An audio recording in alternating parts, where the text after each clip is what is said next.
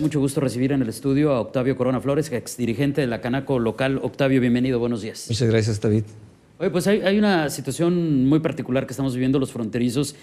Digamos, más allá de la parte positiva de que ahora creo que estamos un poquito más informados, me refiero a la ciudadanía en general, de la reacción que hay desde la sociedad civil, pues el empresariado siempre ha sido muy crítico y hoy por hoy tú recuperas este tema respecto a la falta del impulso para un modelo de zona económica, bueno, antes le decíamos estratégica, ahora le dicen fronteriza y demás, pero que además Octavio se suma a nuevas reglas del juego con las reformas. Sí, lo que pasa, David, es que yo estoy viendo los problemas similares de diferentes sectores.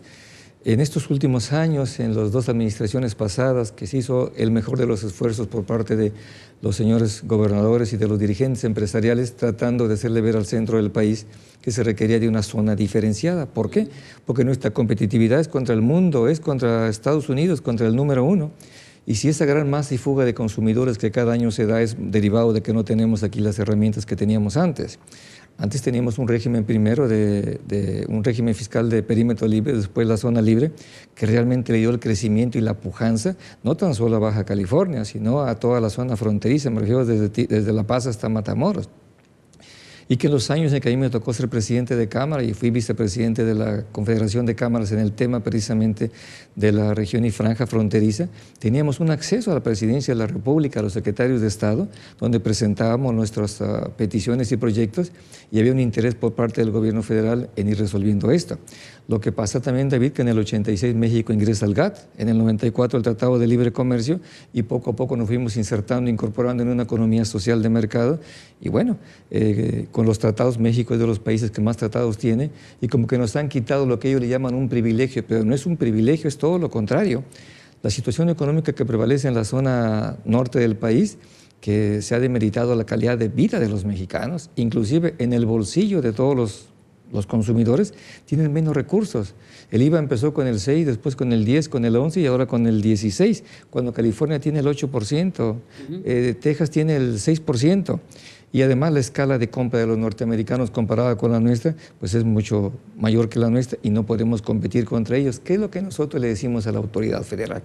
Dame las mismas herramientas que tienen los norteamericanos para poder competir con ellos. Nosotros no tenemos un mercado cautivo ni las condiciones son iguales a las del centro del país. Aquí son condiciones totalmente diferentes. Y últimamente, pues la Secretaría de Economía, la de Hacienda y con las reformas estas estructurales que se dieron, nos quieren tasar a todos por igual, David. Y yo veo tres Méxicos en uno. El México del centro, que es donde se consume, donde se subsidia, y donde está el 70% de la población mexicana, contrario al sureste, que es eminentemente turístico, y contrario al norte. En el norte está la inversión más importante que se ha hecho en los últimos 50 años. En los años 70 fuimos maquiladoras, hoy hay industrias de manufactura, pero hemos perdido competitividad por lo mismo, por la cerrazón del centro del país, en sus políticas públicas generalizadas, en que no se puede tasar así. Tiene que haber un régimen diferenciado hacia el norte del país para que recuperemos el crecimiento, recuperemos la calidad de vida y que haya más recursos en la bolsa de los fronterizos. ¿Qué sensación les deja en este momento a los empresarios, a los comerciantes, esta negativa de crear este sistema de diferenciación fiscal y que de repente para el triángulo de pobreza en el suroeste mexicano digan que ahí sí debe de haber diferenciación fiscal y lanzaron un programa para ellos? Porque a mí me suena contradictorio, sobre todo por el argumento por el cual nos dijeron que la homologación del IVA se quedaba y que era irreversible. ¿Qué representa ese diferencial de los 14,000 millones de pesos de recaudación fiscal? Contra el detrimento que ha tenido toda esta zona. Si tú te fijas, inclusive ayer el mismo gobernador de Banco de México habla de que los pronósticos de este año y del año próximo van en decremento. Quiere decir que tenemos una contracción económica nacional, pero más nos ha afectado a los fronterizos porque es donde más se ha generado aquí una inflación más alta que el resto del país derivado de estas reformas. Y si al sureste se le genera un programa especial para incentivar el desarrollo económico, yo creo que debemos de aprovechar los 80 años que tenemos en la frontera norte, desde el perímetro libre, el régimen de zona libre, los decretos ampliados, los tratados de libre comercio. Y bueno, creo que es un ejemplo, que éramos ejemplo a nivel mundial. Inclusive te voy a dar un dato que a lo mejor lo desconoces. Ayer o antier fue el festejo de la comunidad china aquí, de sus relaciones con México. ¿Sabías tú que en 1983-84 se genera el primer consulado general de China en Tijuana, a nivel embajador. Yo era presidente de la Cámara y resulta de que lo hicieron en Baja California porque el modelo que tenían ellos de regímenes de zona libre o de perímetros, el de Baja California era el más actualizado y el de más vigencia y el que más éxito había tenido. Por eso se hizo aquí en Baja California. Y por lo tanto el más atractivo. Y aquí vinieron a aprender de nosotros cómo se hacía el comercio internacional cuando ellos ya tenían la mira de la apertura que gradualmente se han dado en China. Y ahora resulta que hemos pasado a la historia porque siendo el ejemplo inclusive del propio secretario Hernández cuando México hace su carta de intención al GATT, establecía que había que aprenderle a los fronterizos que sabían del comercio internacional, los del interior del país. Y bueno, si hemos sido ejemplo durante muchos años de esto, ¿por qué hoy nos cierran las puertas? ¿Y por qué no nos entienden o no nos comprenden que esa fuga y masa de consumidores de 5 o 6 mil millones de dólares? Y por otro lado, la homologación del IVA y otros instrumentos que han hecho nos ha sacado fuera de mercado y nos ha empobrecido. Quiere decir que hay un decremento y lo ves, mientras no se vea reflejado en el bolsillo de los ciudadanos, que tengan un recurso más para que se pueda competir y que nos den estas herramientas, ¿verdad? Seguiremos con esta contracción económica. ¿Por qué parece olvidada esta situación de impulsar la zona económica estratégica? Después le cambiaron el nombre a zona económica fronteriza. No fue tampoco lo que esperábamos durante el pasado sexenio. Cuando liberaron los aranceles, pues todo este catálogo de productos pues parecía que no eran los ideales.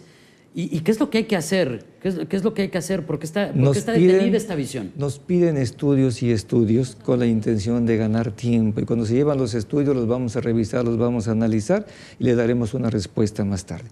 ¿Por qué? Decían los encargados de la política públicas en México, de que iban a ser generalizadas. No puede ser generalizado, David, porque yo te decía que veía 3 Méxicos en uno, el México del norte, el México del centro y el México del sur. Y la verdad es que tenemos que hacerle un traje a la medida al México del norte para no perder lo que con tantos años hemos logrado.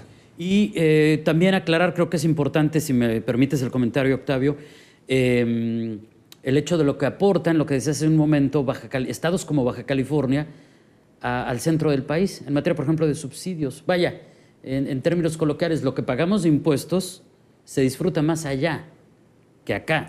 Ah, sí, porque nosotros, mira, creo que aportamos el 7% del Producto Interno Bruto. Sin embargo, de cada peso que se invierte, creo que nos regresan 22 centavos y el resto es para los estados pobres. Acuérdate que en el famoso convenio que se hizo de coordinación fiscal entre los estados, pues la federación le quita a los ricos para darle a los estados pobres como Tlaxcala, Zacatecas, Oaxaca, etcétera, ¿no? Esos son son estados sumamente pobres y que la federación requiere invertirle. Sin embargo, a nosotros, que somos los que estamos generando esa riqueza, ¿verdad? Como que no voltean a vernos. Pero entonces, ¿qué pasa? Porque a mí la lógica elemental me dice, pues apoyo a ellos que son los que más generan, porque así yo voy a tener más, ¿no? Claro. Recuerda que en la época del presidente Fox, si mal no recuerdo, hubo un reclamo de los señores gobernadores y se formó el famoso Tucón, donde exigían y pedían mayores participaciones federales a los estados, derivado de que el precio del petróleo estaba muy alto y que se necesitaban mayores recursos para generar la infraestructura que cada estado requiere. Ahí hubo esa participación. Yo creo que ahora se requiere nuevamente que los 6 gobernadores fronterizos, incluyendo a los legisladores y a los dirigentes empresariales, de hacer una reprogramación de un estudio que permita convencer a las autoridades federales de unas políticas públicas más justas y más equitativas para esta zona. Octavio, muchísimas gracias. Muchas gracias por este tiempo, por esta visita. ¿Algún mensaje final para cerrar la plática? Pues que no debemos de tirar la toalla y que debemos de hacer el mejor de los esfuerzos por recuperar esta calidad de vida que habíamos perdido, porque es importantísimo que se frene la fuga de consumidores. Tú imagínate esos 5,000, 6,000 millones de dólares, que es la fuga de consumidores que se da al año. Si invirtieran en esta zona, David, tendríamos mejores negocios, mayor generación de empleo, mejores impuestos y tendríamos una mejor calidad de vida y nos abarataríamos y estaríamos en la situación de poder competir como lo hacen los norteamericanos. Saber aprovechar las condiciones dadas y que no se conviertan en un bache, sino en una oportunidad. Exactamente. Ejemplo, mira, ¿qué tenemos aquí al lado? Las tiendas Simbón. ¿A quién le venden? Tenemos aquí al lado también los tableros que cada vez se nos acercan más, que dicho sea de paso es una zona disfrazada de recinto fiscal. ¿Y a quién le venden? Pues a los mexicanos. A nosotros. Ahí está. A los bajacalifornianos Ahí sobre está, todo, ¿no? ahí está, efectivamente. Creo que las Américas empezó con 20 tiendas, ahora ya creció a 200. No, ya hizo cuántas extensiones. Y sigue creciendo. Y va a seguir dando, pero pues también, con esos impuestos, ¿cómo le hacemos, aunque querramos los ciudadanos apoyar a los empresarios locales, cómo le hacemos cuando abrimos la cartera y vemos para lo que nos alcanza, ¿no? Así es, pero tenemos que seguir insistiendo y tenemos que convencer a las autoridades del centro del país que las políticas públicas hacia la frontera norte deben de ser diferenciadas. Octavio, muchas gracias y buenos días. Gracias a ti, David. Gracias, es Octavio Corona Flores, exdirigente de la Canaco en la localidad.